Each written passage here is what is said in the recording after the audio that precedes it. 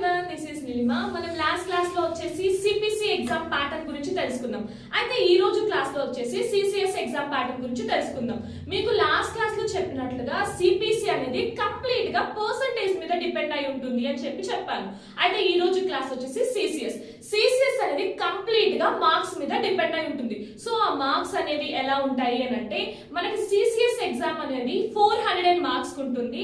దీంట్లో 7 case studies వస్తాయి. ఈ 7 కేస్ స్టడీస్ కూడా 303 మార్క్స్ ఉంటుంది. అండ్ రిమైనింగ్ 97 మార్క్స్ కూడా ఎంసీక్యూ క్వశ్చన్స్ వస్తాయి. సో ఈ 7 కేస్ స్టడీస్ లో కూడా మీరు 6 కేస్ స్టడీస్ కానీ కరెక్ట్ గా ప్రాపర్ గా చేసి అండ్ 79 క్వశ్చన్స్ ఎంసీక్యూ క్వశ్చన్స్ కానీ ప్రాపర్ గా చేస్తే మీరు ఎగ్జామ్ లో క్వాలిఫై అయిపోతారు. సో సిపిసి లో అయితే 100% కి 70% అనేది పాస్ పర్సెంటేజ్. ఇక్కడ సిసిఎస్ లో వచ్చేసి 400 కి 300 మార్క్స్ అనేది పాస్ పర్సెంటేజ్. ఒకవేళ మీకు ఏదైనా డౌట్స్ కానీ ఉంటే ఎగ్జామ్ ప్యాటర్న్ లో కమెంట్ చేయండి.